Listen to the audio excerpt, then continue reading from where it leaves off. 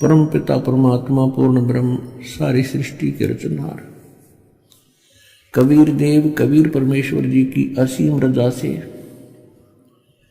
आप सभी पुण्यात्माएं परमात्मा की अमर कथा सुनने के लिए उपस्थित हुए।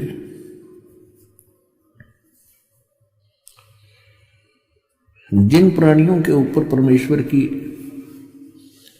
मेहर भरी नजर होती है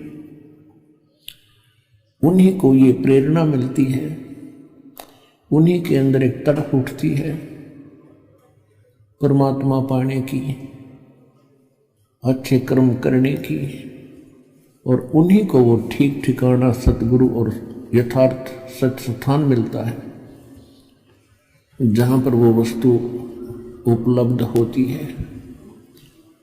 जो भी पुण्यात्मा पुण्यकर्मी प्राणी परमेश्वर कबीर जी की शरण में इस दास के माध्यम से आ रहे हैं, बहुत ही पुण्यकर्मी प्राणी हैं, क्योंकि डॉक्टर को ज्ञान होता है कि ये यहाँ आ गया है तो इसका ट्रीटमेंट ठीक होगा, इसका जीवन बच जाएगा।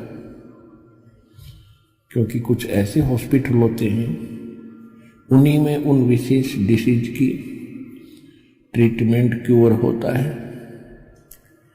सतलोक आश्रम बरवाला, जिला हिसार, हरियाणा,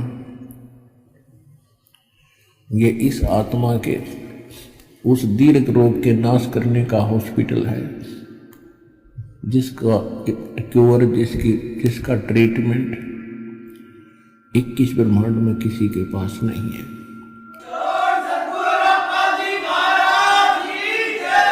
परमेश्वर ने अपने को मानव शरीर केवल परमात्मा पाने, अपना आत्म कल्याण करवाने के लिए उपलब्ध करवाया है। अन्यथा यहाँ का जो मालिक है, यहाँ का 21 ब्रह्मांड का जो स्वामी है, प्रभु है, ये काल है। और काल शब्द से आसानी से समझा जा सकता है कि उसकी क्रियाक्रम कैसे होते हैं काल के। और अब आप परमात्मा के ज्ञान से, परमात्मा के इस ऑपरेशन होने के उपरांत, अज्ञान रूपी मोतिया बिंद हट जाने के उपरांत आप आसानी से देख भी सकते हो कि कौन प्राणी यहां कितना सुखी है और कितना दुखी है।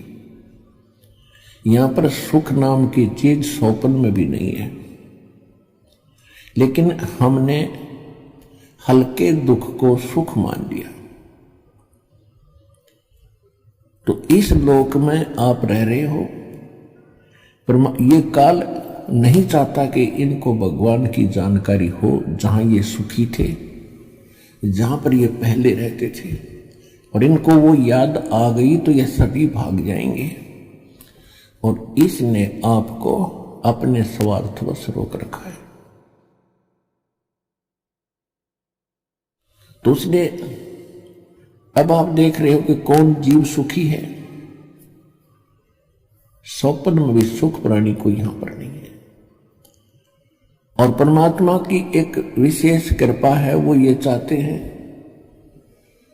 कि इनको मानव शरीर मिलेगा तो कभी ना कभी कोई दुख में कोई सुख में मेरी खोज करेगा, और खोज करेगा तो उसको मिलता भी है भगवान। और खोज करने का तरीका ही गलत है तो फिर नहीं मिलता। अब आपको उस परमात्मा की पाने का प्रॉपर वे मिल गया, प्रॉपर रास्ता मिल गया है। तो उस परमात्मा ने स्वयं आकर ये मेहर की है और आपको मनुष्य जीवन इससे दिलवाया है। जैसे इसने वहां गलती की थी सतलोक में, किसने? इस काल ब्रह्म ने। और उस गलती के प्रतिफल में परमात्मा ने इसको एक श्राप दे दिया था। इसको श्राप दे दिया था कि तू 1 लाख मानव शरीरधारी प्राणियों का नित आहार किया करेगा।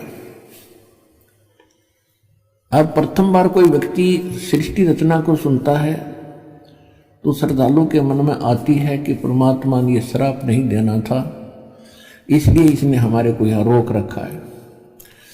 आप तो इसकी जेल में फंस ही चुके थे स्वेच्छा से।